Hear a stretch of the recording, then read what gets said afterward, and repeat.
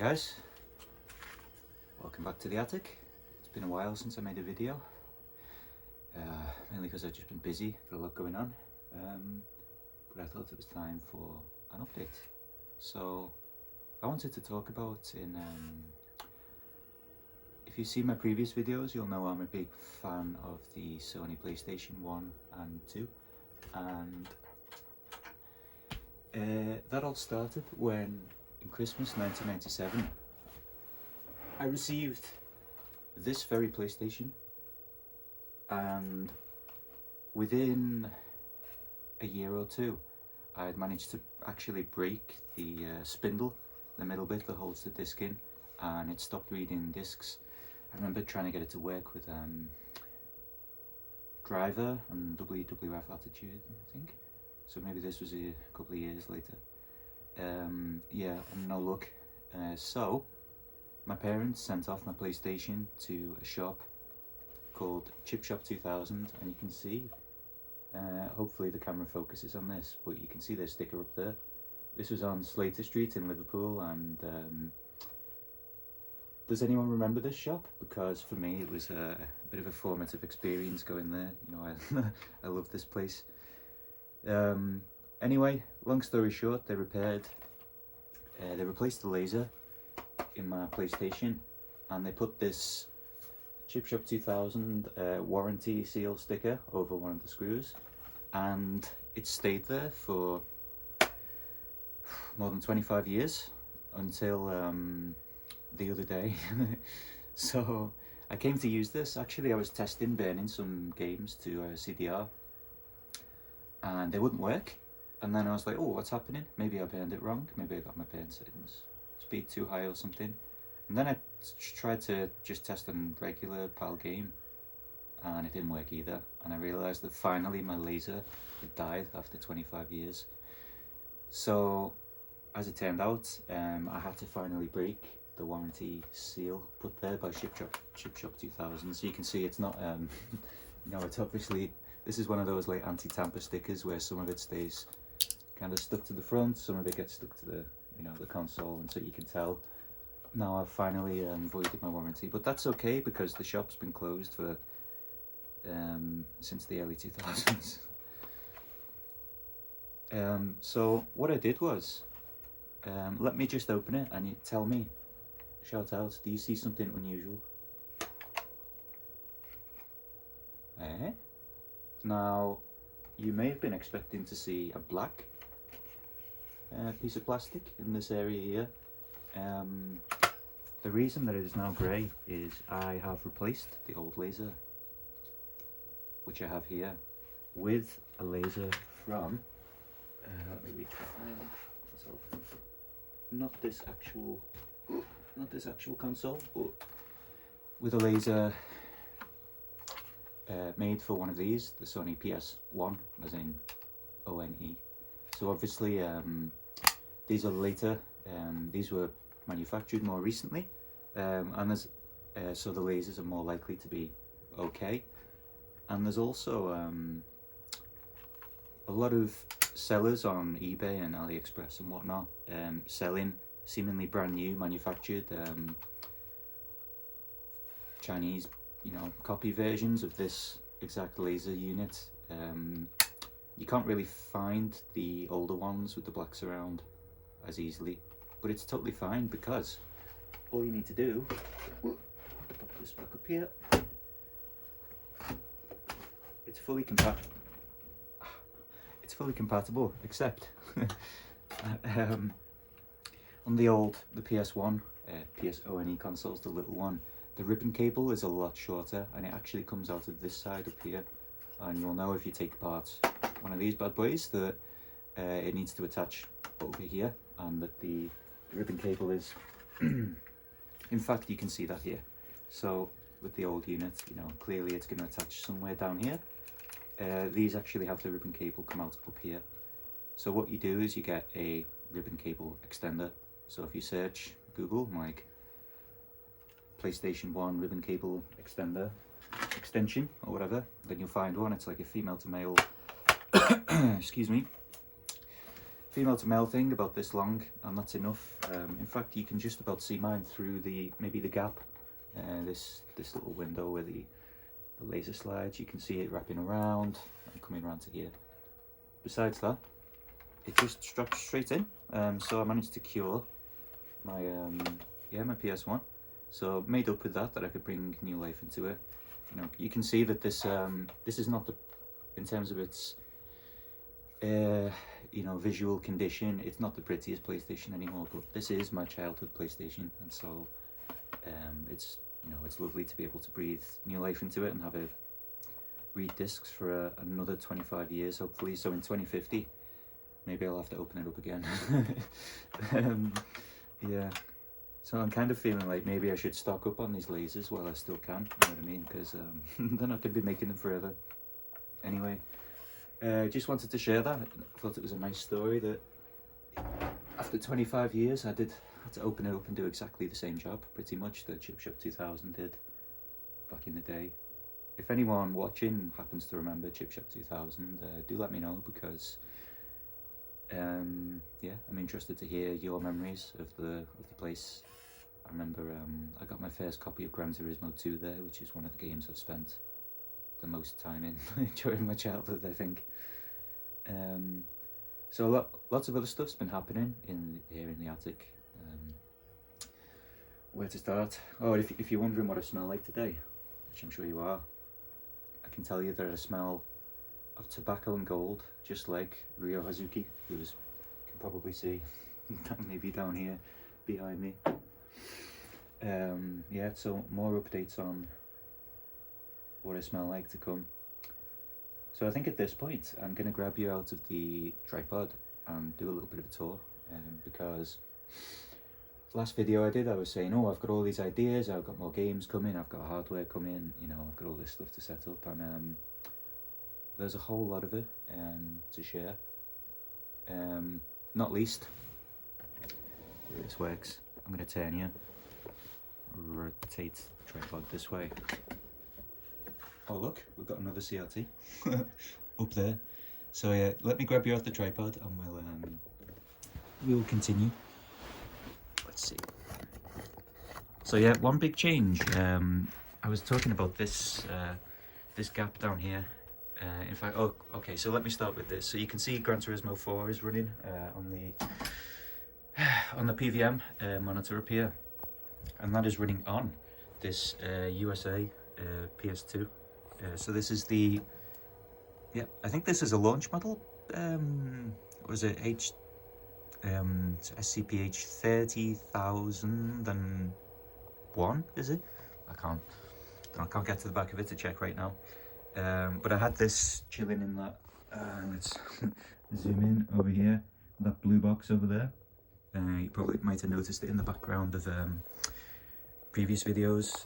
So yeah, this was stock. It was just chilling out there, and I have now kind of pimped it with adding, I don't know, this is incredibly bright. I might need some more like diffusive plastic or something to help it not be so bright when you look straight in it, but the kind of blue LED strip, 5-volt LED strip in there, and hooked up to I looked up the pin out for the USB, because obviously USB is 5 volts, so I can connect it there. And if I just pop the big light off for a sec, you can see that it looks pretty cool. Let me get the lamp as well. Yeah, so we can yeah, it lights things up in the dark. So I don't know, I think that's pretty cool. Got it next to the ocean blue Japanese NTSC PS2. And I did mention that I was looking to put a CRT in this, but I couldn't resist doing the two towers of power next to each other at the moment. So, speaking of which, I got my CRT. I was mentioning I was looking for another 14-inch, same size as this, because I figured out that one would fit there. So I picked up this Pico CRT, which is playing here Ace Combat 2, the Japanese version. That's another thing that we've never seen, is this Japanese PlayStation. if I pop around the back of this, the enthusiasts among you will notice that this is the SCPH 1000 original Japanese launch model from, was it December 1994? See, it's got the S video out as well, which is only ever on the Japanese launch model. It wasn't on the USA or the PAL launch model. Yeah, and I've also, maybe you can see on the back, I've got a note to myself, hopefully you can see it here, to remind myself that I did swap a UK power supply board into this, so that because I only have, oh god, show me in chaos, because I only have one step down transformer to plug in Japanese consoles with, and I have several Japanese consoles. I've got the Famicom, I've got this, got another Japanese PS2 down there in the box. Yeah, so I just swapped. I've got obviously a lot of PlayStations around, and a junk one donated its power supply board to this, so I can just plug it straight in the wall, even though it's Japanese, and it will not fry, which is nice. Getting a bit frantic here. I'm going to calm down, try to chill out. There was a bunch of junk and DVDs on these shelves, and okay, I must confess that not all of them are cleared up. There's some, does anyone like Hop version and JDM cars and stuff? Because I do, and yeah, I've had these since I was a teenager. Some anime DVDs that are the ones that I didn't sell, chilling down here still. But besides that, I've got a lot more my console stuff out on display. Oh, you can see the Mega Drive 2 box down there. Might do a separate video on this, but this is my actually PAL Asian, and this is from Thailand, Mega Drive 2. So it's PAL, you plug it in, you know, it takes 230 or 40 volts or whatever, but it's it looks like it's the Japanese design. You know, you've got the sort of maroon cartridge slot and the sky blue button there. And I modded this back in the day with 50-60 Hz switches as well, so it's, and PAL NTSC switches, so it's region free. Got that set up now. What else? I've got the Mega Drive Mini over there as well, just chilling in the corner. A bunch of stuff happening. So this alcove is, I've just been using it really for storage so far, but for now, just because I'm using that for housing these PS2s. Yeah, I've got my CRT up there. I wanted the second one just because I feel like you can never have enough, and if you've got the space. And I also feel like this PVM is sort of, nobody had one of these back in the day. You know, no one was playing these games in such fantastic like definition on a CRT. I wanted the sort of consumer experience as well, if you know what I mean, because it has its own sort of charm, a bit more of like an authentic experience from back in the day. And this, yeah, just got one RGB SCART slot on the back. It's perfect for what I wanted. So that's joined the collection. I've still got boxes of Mega Drive games and Famicom games and stuff, and Game Boy stuff to unpack down there, but I did set up a bit more stuff on the shelves over here. So and now I'm going to step over this hole, so hopefully I'm not fall in. Got some of my Megami Tensei stuff set up. I got these cute, it's like an acrylic book stand, display stand thing, displaying the Shin Megami Tensei guidebook on there. Megami Tensei, the Mega 10 1 and 2 collection soundtrack, a bunch of nice things, you know, displayed up here. Yeah, and I've had a whole bunch of new games and stuff arrive as well. Got shitloads of Spanish chocolate there for reasons I'm not going to explain. A whole bunch of 3D printed PlayStation and PlayStation 2 game holders, and what they're going to store will be announced separately in a subsequent video, because I just got too much to say. But I will say that I mentioned I want to have a shelf along here, so these books are going to go away into the darkness. I'm going to set up a kind of display shelf along there, so I can have at least one row of extra shelving for games, because within a few months I'm going to inherit essentially an assload of games, like someone's collection. So yeah, I'll tell you more about that in the future. Where I'm getting sidetracked on 100 things I'm excited to share and tell you about. Let's come back over into the corner. So now that this reminds me, demo 43. So this is what I've been playing lately. I'm gonna. Well, I've been playing a bunch of things, but I wanted to talk about demo 43. I've got one over here next to Legacy of Kain Soul Reaver on the shelf because it's actually the first playable demo from UK PlayStation magazine. Here it is. But the most important or most interesting thing on this demo for me is Super Bub Netty Rose, the entire Puzzle Fighter clone for free. Now, this demo is also interesting because it's got songs for the game music, which you may remember on it. Yeah, there's a bunch of good stuff on this, but I wanted to show Super Bub because I've been playing this lately. So, as you probably know, Netty Rose was a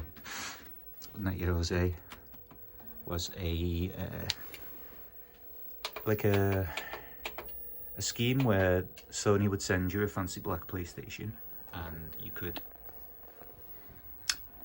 develop your own games. They sent you big do you know what? I've just realised that this is going to come on in 50 hertz and I'm filming in 60 hertz, and I'm gonna have to I'm gonna have to tell you about this in another video. Okay, abrupt change of plan. I'm 16 minutes into this video and I'm not going to ruin it now by the flickering. So right, I'm going to make a video soon telling you about yeah, Super Bub because the game is fantastic. Like, it still holds up today, and it was made by one guy in 1998. So Alex Herbert, if you see this, then shout out to you because you did a fantastic job on Super Bub. It's like one of the most replayable games on the PlayStation, I think, and it came from just a fan, you know, making it to share their passion. I've also actually been playing. I've got a thing at the moment for collecting and playing games that have like a interesting atmosphere, and that's sort of been set off by, I went to my favourite game shop in Birkenhead. And by the way, it's a great time to shop for PS2 games in person because PS2 and PSP seem to be quite cheap at the moment, at least most games. You know, maybe not some of the Konami stuff and that, but a lot of games you can get for really cheap. And when you eBay them, you end up paying as much postage as you do for the game, which obviously is not ideal. But I'm lucky to have just across the river from me a physical, like, retro store that sells tons of PS2 games, and I got this for £2 or £3, I think it was, total, and it's got so this is Tomb Raider Angel of Darkness. This is the last one made by Core Design. This is Tomb Raider 6 essentially on the PS2, and look, it's complete. It's got a nice manual, and it's even got this, it says help Lara to prove her innocence. Advertisement for something. What's this? Crime, the mission, the game. Jumping across from console to board game is one of the best moves Lara Croft has ever made. Well, he would say that, wouldn't he? But I think this is wow, I didn't know this existed. Yeah, I think history may have forgotten that one. But in any case, this game is it's got such a fantastic atmosphere. It actually feels a bit like playing a Silent Hill game to me. I'm a massive fan of the Silent Hill series, and I've yeah, something about the way, especially in the first half of the game, they use it sort of switches from traditional like follow your, you know, Tomb Raider third person camera, and it switches to fixed point cameras, or that will like pan, you know, they'll be stuck in the corner of a room and they'll follow you past, and it's got semi-tank controls, and it just makes it feel like one of those sort of adventure games, like tank control games like Silent Hill. As I've worked through this, I've sort of reached the point where I'm like, so like for the first half of the game I was like, oh, this is 10 out of 10, and then you start to get frustrated because the jump, like the level design, and gets worse and worse. But it's still, yeah, this has really surprised me. Big fan of this game, and the music is absolutely cracking as well. So yeah, I guess I'm not going to film any gameplay today because I didn't plan this very well. You know, I can't I can't switch between 60 and 50 hertz without flicker mid film. So I think I'm going to end my rambling there for today. So I've got tons of stuff here that I could be doing longer videos about or whatever, but yeah, just felt the need to check in, show you a bit of progress. Lots more to come, lots more games to arrive soon. Thanks to, and magazines actually, thanks to a donation that the Attic is going to be receiving. I also, well, that's something I wanted to say as well. This mess, oh my god, look at this. Oh, this just stresses me out. It's because the only power outlets I have up here are these two. So I'm running like 7 PlayStations and stuff off there, which is not good. So I've been meaning to, I'm going to get a electrician to fit some more sockets on this wall behind all of the where most of the things are set up there, so then I don't have to stress myself out enough. The cable management will be better, and I'd like to decorate in here as well. I'm thinking of ditching the magnolia patterned wallpaper and something a bit fresher, and maybe go for a darker carpet to yeah. But it's also hard to justify that when other bits of my house need work and no one else comes up here. And also this this big PC desk thing, I don't know if you can tell, but it doesn't fit through that that hole. I had to actually disassemble it and rebuild it up here, and that's going to be a pain if I have to carpet the room. So yeah, some figuring out to do. But I'm at least going to get these sockets put in under there over the next month or so, and got more shelving solutions to come and in progress and stuff to set up more of my games. So yeah, I think I'm going to leave it there for today. If anything, this video is just to ramble a bit, you know, get things off my chest. I don't really have anyone to talk to about this kind of stuff. Maybe my brother and a friend from my childhood that I don't really get to speak to very often, that much. So I get like this retro pressure that just like builds up inside me, and I'm like, oh, like there's all these happy thoughts in my head, and I need to share them with someone. So talking to the camera for 20 minutes or whatever helps me to do that. So I hope you get something out of it, and why don't you tell me your memories about Chip Shop 2000, or you know, breaking your PlayStations as a kid, or what you've been playing lately, whatever. Also, or tell me how your games room is going, if you've got one, even if you've got a games corner of a room. You know, I wanna hear about it. Oh, one final thing I wanted to say to I'm a big watcher of Access Area 6, Kev. Say he hasn't been feeling too good lately, a bit of a chest infection or something. So yeah, wanted to say, hope you feel better, mate, if you see this. Hope you're on the up, and yeah, looking forward to your next video as well. Yeah, with your crazy ceiling shelving idea whenever that comes to fruition. Yeah, I'm looking for like inspiration for what I can do. I'll probably get another shelf up there, one where that clothes rail is, and yeah. Right, that's an extra 5 minutes of rambling, so I'm going to call it there. Thanks for watching. If you've seen anything around the attic in this video that you want to know more about, let me know in the comments, and I'll do my best to make a video. Right, take it easy. See ya.